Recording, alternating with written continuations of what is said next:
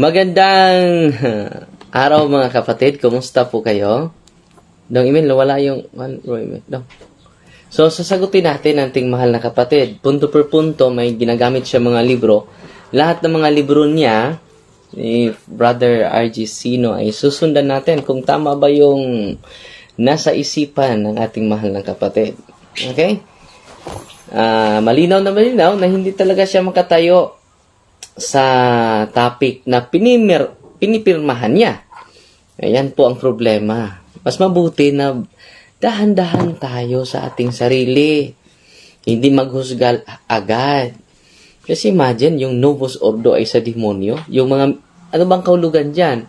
So, yung misa natin ngayon ay sa demonyo po yan. Yan po ang kanyang isinisiwalat. Una, sa buong araw na ito, dahil madaming schedule natin, may exercise tayo. Kung totoo yon na nasa isipan niya, yung misa natin, ngayon, vernacular, ay sa demonyo, Novus Ordo po yan, ay sa demonyo, bakit kanina? May dalawang possess. Hindi maka-focus sa misa. Sumisigaw. Gusto nilang itigil ang misa. Kung sa demonyo pa itong Novus Ordo, bakit sa misa ko kanina? Na-torture yung mga demonyo sa katawan ng dalawang babae na walking possessed, Brother RG. So ngayon, pakinggan natin yung document niya. So sundan natin. Hindi ako magko-quote ng ibang document. Yung document lang niya. Mas mabuti na susundan natin yung bawat argumento sa ating mahal na kapatid. Iisa-isahin natin para makita natin ang katotohanan. Kaya nga, umatras na siya sa topic niya. Siya mismo ang nagpirma nun. Yun talaga yung isiniwalat niya sa programa niya. Yun talaga ang rason bakit hindi nagtuloy ang debate. Hindi yun sa venue. Mga alibay lang yun. No? Ngayon, sa kanyang diskusyon, hindi na ginagamit niya yung evil, kundi departure na. Yung departure, hindi naman yun, hindi naman yun ang literal meaning sa term departure ay evil. No?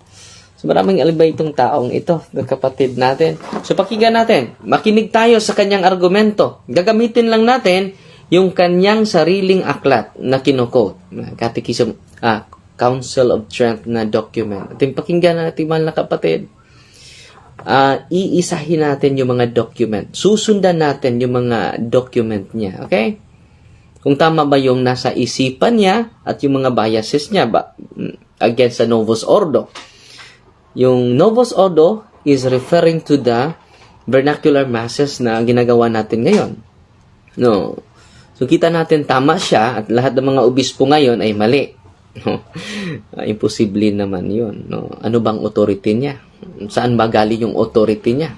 Yung official interpretation niya saan galing? No. May nagtanong sa kanya, sino bang nagbasbas sa'yo na pare? Hindi kailangan na may basbas. Sabi niya sa live niya, kailangan bang may basbas upang magsasalita tayo ng katotohanan? Dapat may basbas talaga. Okay? So, pakinggan natin ang isang aklat dahil iisahin natin at ako po ay bago tayo mag-refute ng mga document, pakinggan natin ng maigi si Brother R.G. Sino na nagpakilalang defender of faith. No? Nagpakilala na dalisay daw yung kanyang interpretation sa mga aral ng simbahan. Totoo yung kinukote niya. Yung mensahe ng Our Lady of Fatima na may mga obispo, may mga kardinal na magturo ng iba. Ito na po, yung SSPX na po, na sumusuperat na sa mahal natin na Santo Papa. Okay? Pakinggan natin yung document niya. Pakinggan natin ng maigi yung isa-isa ng ang document ng kapatid natin. Okay? Bago tayo magkomento, mahirap magkomento tayo without listening. Okay? Pakinggan natin. Bro RJ, tulad, hindi po. Mali po kayo si Juan Altiche. Hindi po. We are defending now the tradition of the Catholic Church. So, sabi niya, he is now defending the tradition of the church. Okay. Pakinggan pa natin ang ating mahal na kapatid. Hindi po yung Novus Ordo. Hindi po kasi invento po yan eh. So, invento daw yung So, Novus. dito po sinabi ng Iglesia Ito, nag-quote na siya, no? Yung Council of Trent. Lahat po ng mga defensor katoliko, including Father Darwin, Yes. naniniwala po nito. Yes. Naniwala tayo dahil official document po yan. Kahit ako, hindi ako mag-object niyan. Okay, pakinggan natin. Kasi kung hindi ka naniniwala po nito, ang mangyayari po dyan, hindi ka katoliko. Totoo. Kung hindi ka katoliko, according sa mga old bisals, yung mga hindi katoliko ay, ano po sila? They are forces of Satan. They are forces of Satan. Okay, ito po. Babasahin po natin.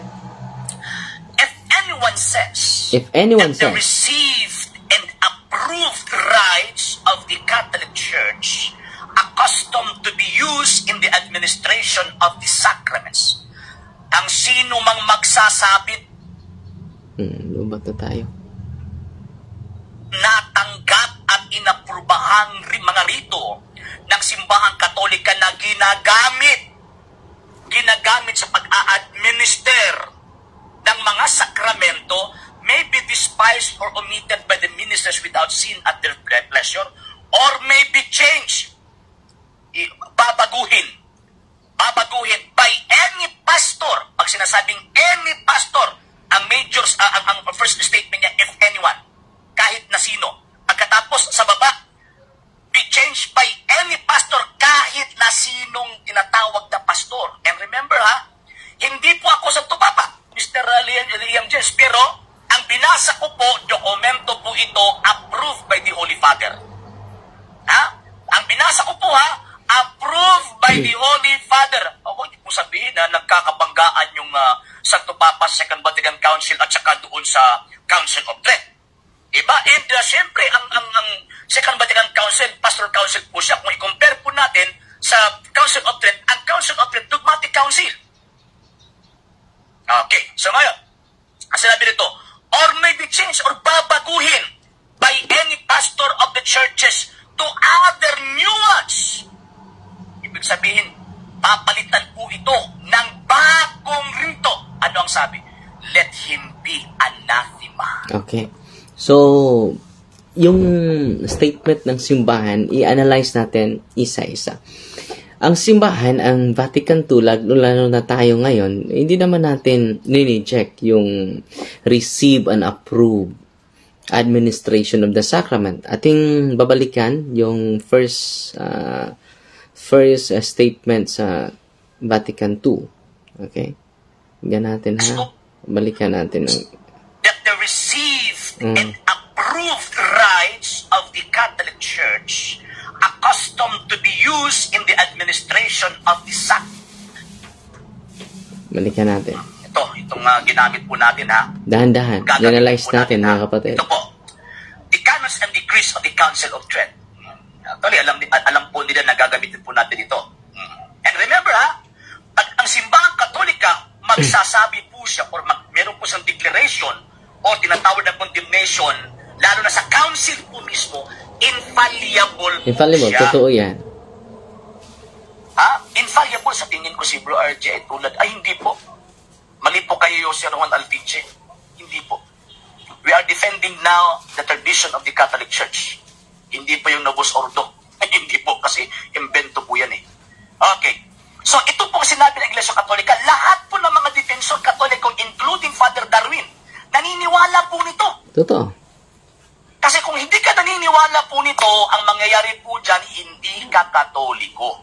Kung hindi ka katoliko, according sa mga old bisals, yung mga hindi katoliko ay, ano po sila? They are forces of Satan. They are forces of Satan. Okay, ito po.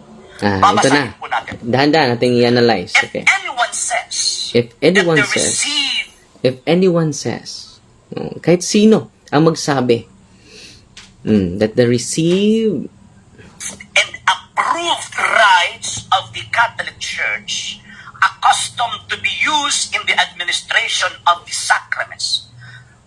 Unang-una, hindi naman tayo nagsasabi na yung Latin Mass ay hindi mabisa, hindi valid. Wala naman tayong nagsasabi. Yun po ang isa sa mga elemento dito sa binabasa niya. Kahit si Bro Pres Ryan, kita naman ninyo, yung kasal niya ay Latin, Tridentine. So, ang context nito, kung merong isa, kahit pari pa siya, kahit obispo pa siya, magsasabi na yung administration lalo sa, yung na-receive natin, yung approve, especially yung Latin Mass, ay hindi galing sa Diyos. Yan po, anathema set. Napakinggan ba ninyo na kahit ako, sinasabi ko yung Latin, yung Tridentine Mass, hindi na yun valid? Hindi na yun maganda? Anyone says that the receive and approve rights of the church is not from God, anathema set. So, yun po ang kinukondem dito. At patuloy natin ipatuloy natin.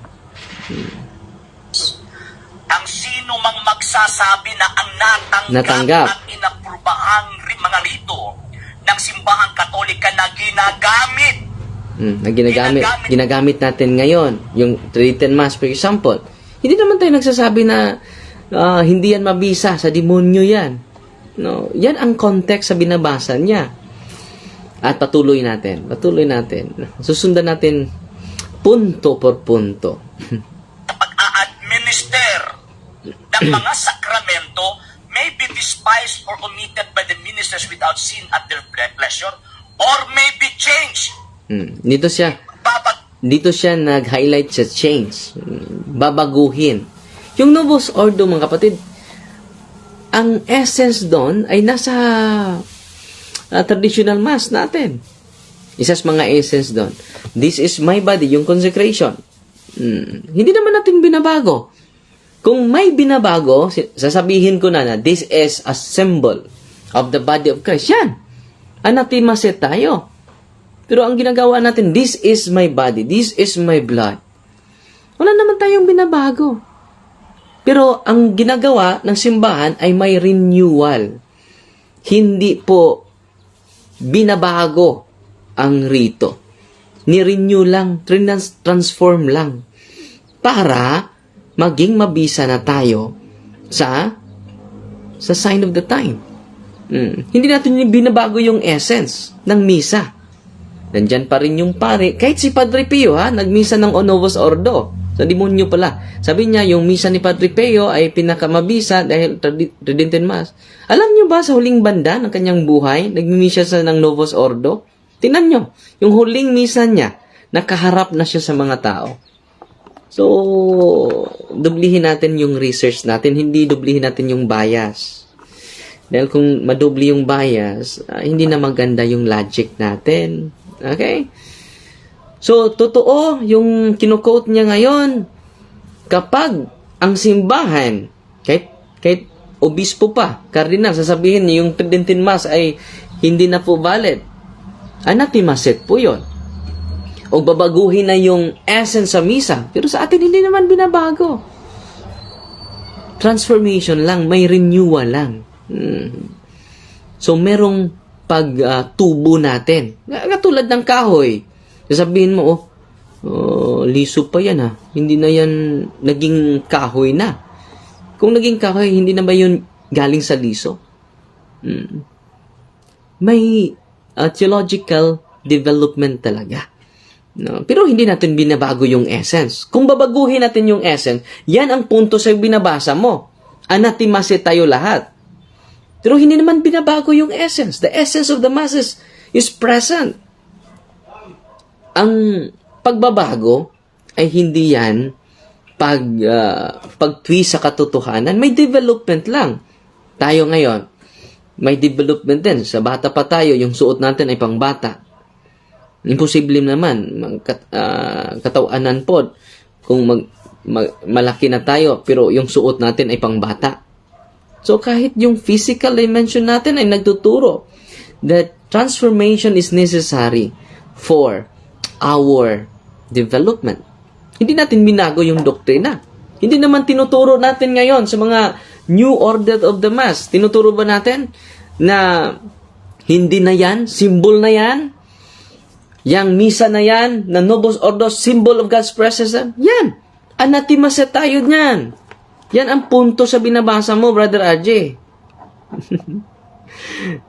Mas mabuti na atin itong talakayin isa-isa. Dahil sa mga ordinaryong mga tao, posible na ma-deceive niya. sa kanyang biases against Novus Ordo. Si Pope Francis, pinagdasal pa niya sa kanyang introduction.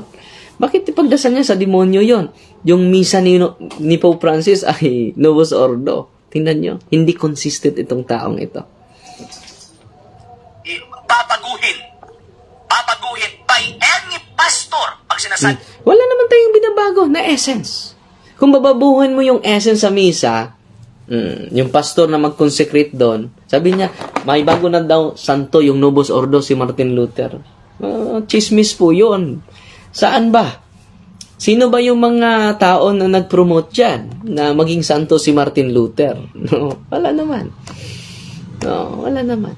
No, haka-haka lang po yun. Pinakinggan ko, punto por punto. Huwag kayong mag-alala, susundan natin yung mga document niya. Merong mga document niya, hindi niya sinasabi yung pangalan ng aklat.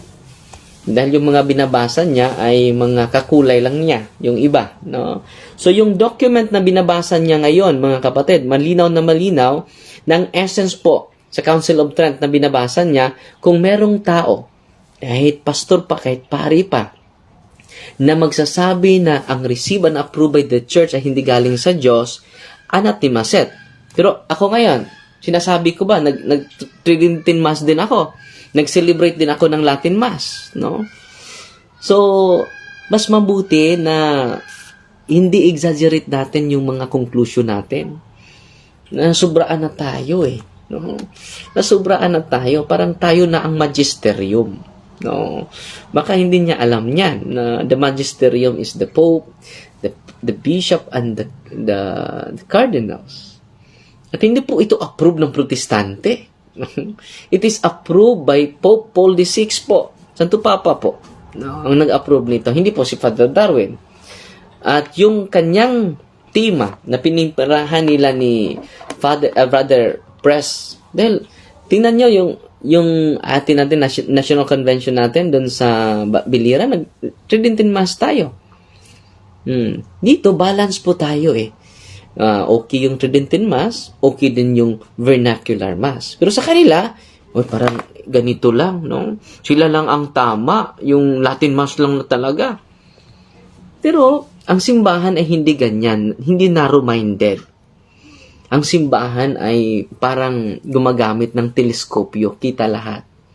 Ang mga extreme conservative, extreme liberal, extreme traditionalist, parang binusalan ng parang kabayo, may harang kilang mga mata. Ito lang ang direksyon, ito lang ang tama, kami lang ang tama, no? So ang simbahan ngayon ay wide na gumagamit ng horoscope, hindi microscope. Just imagine yung misa natin ngayon, Brother RG, ay sa demonyo. Kung sa demonyo yun, bakit every time magmisa ako, nag-react yung mga possess? Ipatigil, lalo-lalo na sa consecration. Sasabihin ng mga demonyo, itigil niyan, lalabas na kami. Kung sa demonyo yan, bakit mag-react yung mga demonyo? May exorcist naman tayo. So kita ninyo yung kanyang, huwag kayong mag-alala dahil susundan kita, kapatid. Susundan kita. Dahil yung document, mag-ingat tayo mga kapatid, ha? Dahil merong mga kasamahan natin, yung kaaway ng simbahan ay hindi lang sa labas, nasa loob na. Dapat sasagutin ko ito. Dahil nagpakilala po ito na defender of faith. Okay? At ang ganda ng mga quotation niya. Hindi naman sinasabi natin sa mga CFD na ang traditional mass, yung approve. Meron ba kayong narinig na yung receive and approve rites by the church? Ang daming rito ng simbahan, hindi lang isa. Ang daming ng rito ng simbahan, approved by the church. Pero itong mga kapatid natin, parang isa lang direksyon, isa lang effective, yung Latin Mass lang. Yung binabasa niya, malinaw na malinaw. Kung merong pari o pastor na magsasabi na yung receive approved rites or administration of sacraments are not from God, anathemaset, or binabago niya. Ano ba ang context niyan? Babaguhin yung essence ng misa. Hindi man natin binabago yung essence ng misa. Merong liturgy of the word, merong liturgy of the Eucharist. Nandyan. Ang important essence of the Holy Mass, nandyan. Kung babaguhin ko, sasabihin ko, okay, protestante na tayo. So, this is not the body of Christ. This is the symbol. Pag-consecrate ko, this is the symbol of the body of Christ. Meron doon pare nagsasabi niyan. Yan ay pagbabago. Anathema set po yan. Yan ang punto sa binabasa na na document. Okay? Kapag wala tayong background sa theology, madeceive tayo sa maling interpretasyon sa ating mahal na kapatid, Brother RGC. No? Kaya nga, hindi ka tumuloy eh. Sa topic na pinipirahan mo, may pre-debate conference pa. Yan talaga ang rason ng kita ko. Dahil pamatunayan niya yung Novus Ordo ay sa demonyo. Si Padre Pio ay nag-celebrate ng Novus Ordo. No, ipakita ko sa inyo ha. I-search mo muna natin. So yung Novus Ordo ay haharap na sa mga tao. Tingnan natin kung yung ini-idolize niya si Padre Pio. Sagutin mo ito. Si Padre Pio, by virtue of his obedience sa Santo Papa, ay nag-celebrate na siya ng Novus Ordo. Baka hindi pa niya alam ito. Sa demonyo din siya pa. So, lahat na lang sa demonyo. Imposible naman yun. No? So, kita ninyo yung kaaway ng simbahan na nasa loob lang. So, mag-ingat kayo. Baka tumutulong tayo sa mga tao na nasaan bang YouTube dito? Dahil pakita natin yung actual na misa ni Padre Pio bago siya namatay ay Novus Ordo po. Nakaharap na siya sa mga tao. I-search mo muna yung ipakita natin sa inyo. Ang atin is document lang, hindi i-rebat natin yung mga susundan natin. Yung mga document niya, iisa-isahin natin. Okay? Mamaya kung may bakante tayo, susundan natin yung document niya para sa kaliwanagan ng lahat.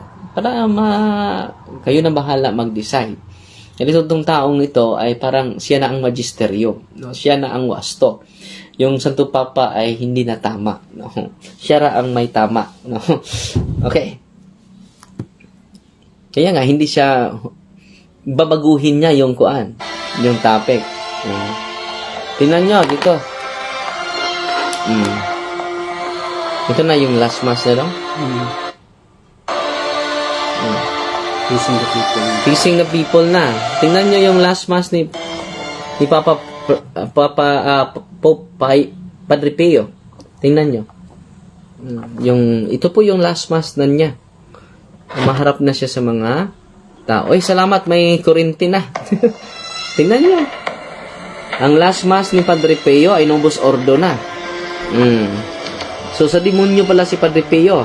Idol pa naman niya si Padre Pio. Tingnan nyo. Nakaharap na si Padre Pio sa mga tao. Novus Ordo na po ito, na misa. Consecration niya ay sa harap na sa mga tao.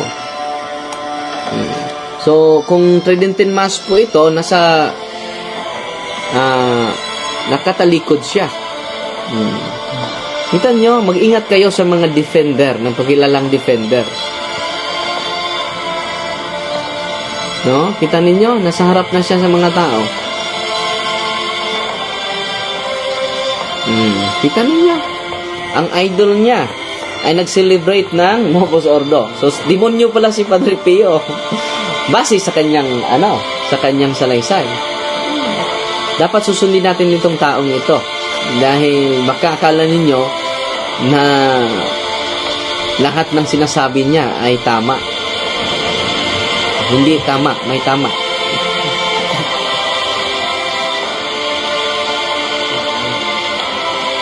Tingnan nyo, si Padre Pio yan ha. Maharap na siya sa mga tao during consecration. Sabi niya yung lahat ng pare na nag-celebrate ng Novus Ordo sa demonyo. Na kanina, idol na idol niya sa kanyang live, si Padre Pio. Tingnan niyo. So, ang atin lang, susundan natin. Punto por punto. Na bago yung natin, yung sitting natin ngayon dahil nag-run out. Kahit run out, Ngayon, alas 10, may exorcism tayo sa dalawang babae na nag-react during misa. Ang mga demonyo ay nakapasok sa kanilang katawan, possession. Kung ang misa ay sa demonyo, yung Novus Ordo, vernacular mass ay sa demonyo, Brother RJ. Bakit nag-react itong mga demonyong ito? So, yan po ay patunay na mali po kayo. No. So, yung binasa niya na babaguhin yung rito, ibang mga liturgical essence sa misa, wala naman tayong binabago. Hindi naman natin sinasabi, this is not the body of Christ. Yan. Anathemasid tayo. Pero ang simbahan ay hindi po static. The church is dynamic. Ano po ba yung kahulugan dyan? The church ay tumutubo. Hindi siya stagnant. Kung yung simbahan mo ay stagnant, ay hindi buhay yung simbahan mo. Kung hindi siya open sa pagbabago at sa development, hindi natin i-change ang essence sa dogma. Wala tayong karapatan dyan. Pero, ang development ng simbahan, dahil ang simbahan ay buhay. Ang simbahan ay tumutubo. Parang kahoy. Napigilan mo ba yung pagtubo ng kahoy? Sasabihin mo, hindi na yan yung original ng liso? Galing yan sa ordinaryong liso. Pero tumutubo. Ganyan din ang simbahan tumutubo, Brother RJ. Hindi stagnant. The church is not stagnant. The church is dynamic. Kaya nga ang simbahan, pati tayo ay lumago. Tumutubo. Pero yung essence natin, yung tradisyon natin ay hindi nababago. Yung dogma natin hindi mababago. Pero yung ating pananaw sa buhay ay gradually, dahan-dahan, ay may transformation, may pagtubo. We transform not for better, but for the best. So kung merong transformation ng simbahan, it is not for better, for the best. Yan ang katotohanan. Just imagine kung mag-celebrate lang tayo ng Latin alone, no? Dadami yung protestante. Dumadami na nga ngayon, nga vernacular yung misa natin. Lalo na, mag-Latin-Latin lang tayo. Hindi nila maintindihan. So yan ang simbahan ay hindi siya ghetto mentality. Yung ghetto mentality, ito lang ang tama. No? Pero ang simbahan ay wide, hindi katulad mag-isip ng mga extreme conservative, extreme traditionalist. Tama yung yung Council of Trent na sinasabi, kino-quote mo, na kung meron man ni isa, so ang context nun, kung meron man ni isa, nasasabihin na yung mga administration ng sacrament ay hindi galing sa mga apostol, ay galing sa Diyos, anathemasit yun. So, tayo ba ngayon, meron ba kayong narinig na yung Tridentine Mass ay sa demonyo yon? Anathemasit ako. So, tama yon yung sinasabi niya. Pero, out of context yung nasa isip niya eh. Meron na siyang bias. Kung makakita lang ng change ay Novus Ordo na yon. Hindi naman, wala pa mang Novus Ordo sa panahon sa Council of Trent. Yung transformation ng liturgy o renewal nga eh. Para maging effective tayo sa modernong panahon ngayon. Hindi ni modernism, renewal. Kaya nga sa Biblia, yan po ay patunay. May Old Testament, may New Testament. Yung New Testament is renewal. Pero yung mga tao na hindi gusto ng renewal, ay narrow-minded po yun. Okay? Sinusundan na natin si Brother Argesino sa kanya. Okay, mag-alala, mayroon pa siyang mga 5 aklat siguro, susundan natin. So, sa pangalawang aklat niya, mag-live naman ako, pero i-insert lang natin. Sisikapin ko na masundan natin siya. Para mag-guide naman, dahil wala namang paring nag-guide sa kanya. Sabi, may nagtatanong nga niya, sino bang nagbasbas sa'yo? Kailangan bang may basbas? Upang magsasalita ng katotohanan, tingnan nyo. Yung linya lang sa pagsasalita niya, parang siya na ang authority. Brother RG, obedience is greater than sacrifice. Brother RG, sino?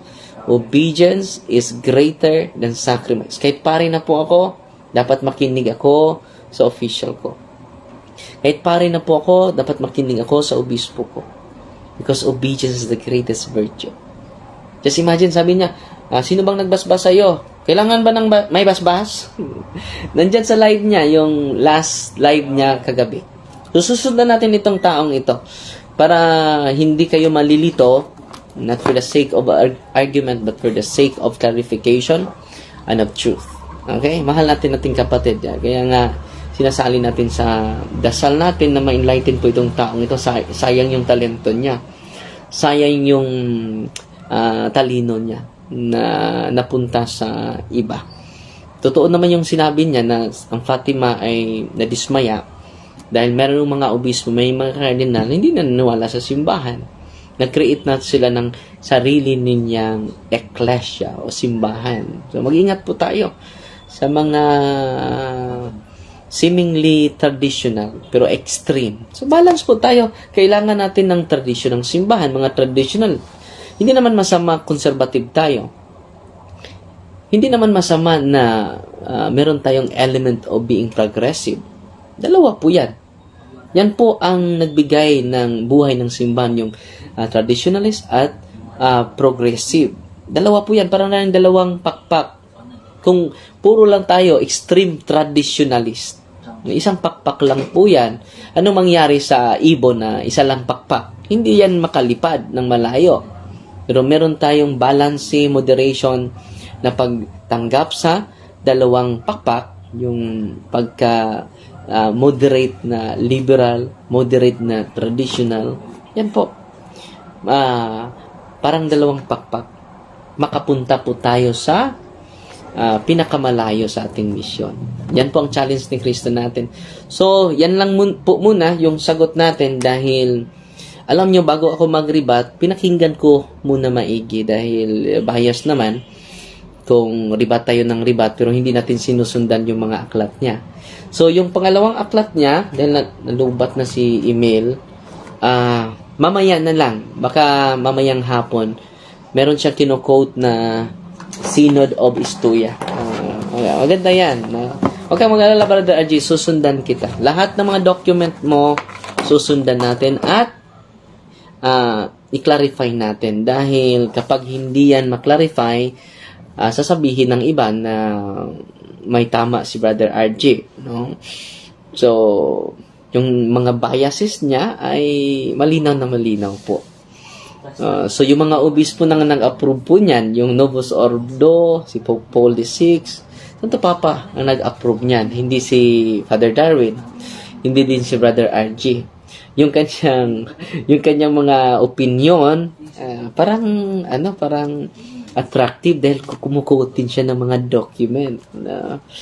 Pero misguided po.